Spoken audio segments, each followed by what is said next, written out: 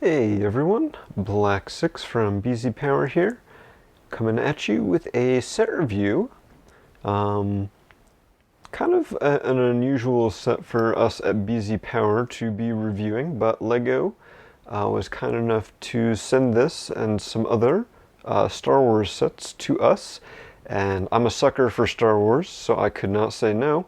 So today we're looking at 75297, the Resistance X-Wing. As you can see in the bottom left there, this is a 4 and up set.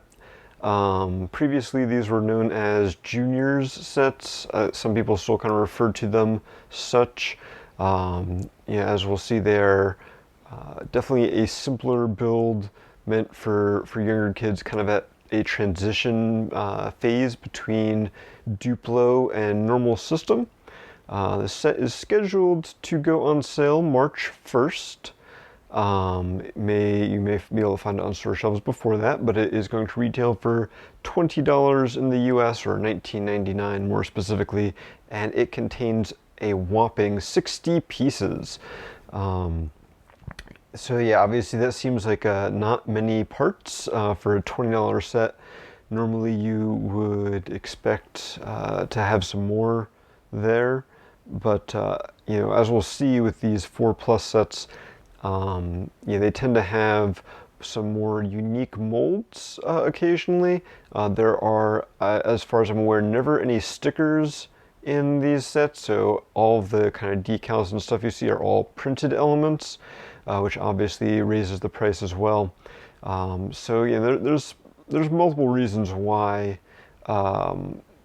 these seem like they are very expensive. And I mean, you know, it's Lego, it's always going to be a little bit expensive. But anyway, looking at the box here, I mentioned the 4+ already. We can see the X-Wing. It definitely looks a lot simpler than other X-Wings we have seen in the past. And in the bottom right, you can see that this contains Poe Dameron and BB-8 figures. So looking at the back, not a lot going on here. We can see learn to build, so they're obviously kind of pushing this as a kind of starter set for younger builders, as I mentioned. Not a lot of play features necessarily being called out other than the opening canopy on the X-Wing. Obviously the wings open and close, but it doesn't look like there's any sort of launchers, no spring-loaded launchers, no stud shooters.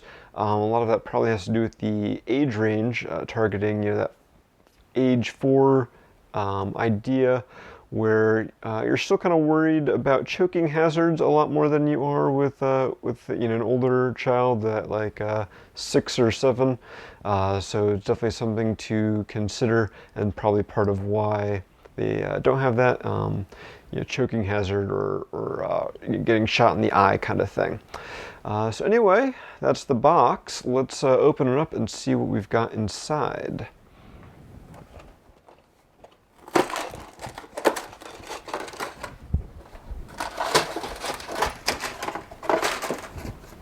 Alright, so not a lot. We've got 2 bags of parts, and we've got this piece here. So this is kind of one of those unique special parts I was talking about. So it is, I don't know, what are we at? 4, 8, 12, 16, 18 studs long, 4 studs wide. This is definitely something that, you know, as an A-foil you could probably build out of normal parts, even not as an A-foil, you know, as any sort of kid could probably figure out a way to achieve the result they're going for here. But in a 4+ set like this, it kind of gives them a sturdy base on which to build off of, I assume. So like a nice strong foundation. One interesting thing about it is that you can see that it has these holes in the studs here, or in between the studs, kind of like a Technic plate would. So it's kind of an interesting design choice there. Anyway, in addition to that, we've got 1 bag of larger parts, 1 bag of smaller parts, and 1 instruction manual. So yeah, let's go ahead and take a closer look at the parts. Alright, so here are the parts, and honestly not a lot to really show off and look at for kind of the seasoned builder. The one part that really jumped out at me are these fender pieces. I'm not sure when, but these are definitely a different mold from the last time I've seen them, or maybe it is a separate piece altogether. I'm not sure how well it'll show up, but the ends here are more rounded, whereas in the past they kind of came to a flatter end. Maybe this is exclusive for these junior sets. I'll have to maybe look into that a little more, and in the texture view you can check that out. Other than that, we've got some hinge plates. The other half of those hinge plates, we've got this classic wing piece, been around for ages. We've got this piece, which very reminiscent or very nostalgic for Star Wars fans, as this was, I think the piece has been changed in design a little bit, but this idea was the blasters on the first Star Wars sets, so the original X-Wing, all the way back in 1999. And in addition to that, we've got like a lot of basic bricks and stuff in here too, some slopes. I guess there are somewhere in here some printed parts, like the nose cone there, and I feel like there's got to be some other printed. Yeah, so we got also these 2x4 45-degree slopes that have some printing as well. I think there's another one. Yeah, there's 2 of those. So only those 3 printed parts other than the minifig pieces. So nothing really jumps out at you. Obviously the big standout is this piece that we already looked at earlier. And there's the minifig parts in there, but we'll look at the minifigs separately after we're done building. So speaking of building, I guess we will go get to that.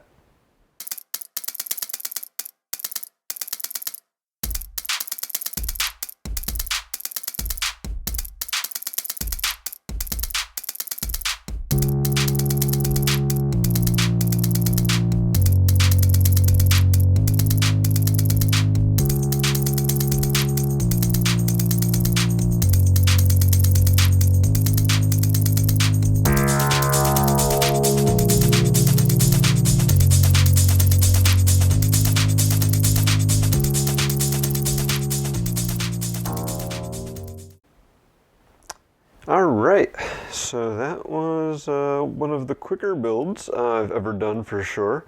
Probably clocked in at around 5 minutes, but that's kind of to be expected. So here is our final set.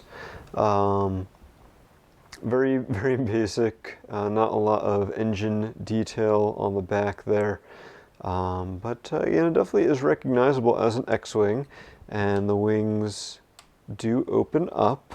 Obviously you have to do each one manually, but they look pretty okay when they're open there. One thing that was interesting about the build process is that they do have you build the 2 top wings first and then the 2 bottom wings, although there is in the instructions no difference at all between any of the 4 wings. You actually add the blasters on afterwards. So in theory you could build all 4 at once. I was trying to follow the instructions just to see kind of what they were going for in this 4+ set, because it's not something I've really built before. So a little curious there. And I was impressed they had you actually build at least 2 at a time. Even if all 4 were the same. That's kind of getting up there a little bit as far as more advanced techniques go. Another thing that was interesting in the instructions is that they show using Poe's blaster to push up the bricks, because some of these bricks are embedded in that piece we were showing off earlier. And it would be very difficult to get them out. Maybe with a brick separator you could do it, but it would be even easier to use the blaster or any sort of 318 bar piece to get those out. So that's kind of that. So that explains why there are those holes there.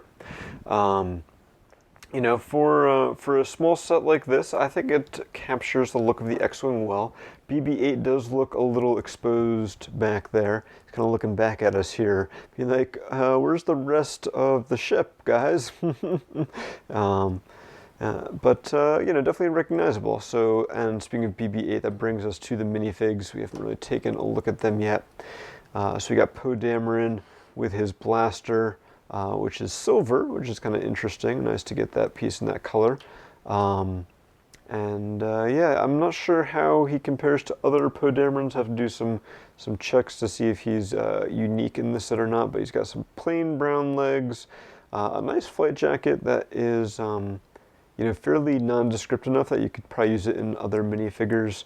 I do like the flight helmet, which has some printing on the sides even, and is actually dual molded to have a trans yellow visor piece in there. Actually, maybe a separate piece, or no, I think it is dual molded. And Poe himself actually has two expressions in a kind of angry look and a more happy, pleased one. And then for BB-8, the same BB-8 we've seen since The Force Awakens came out in 2015. So he is two pieces that stack on top of each other there.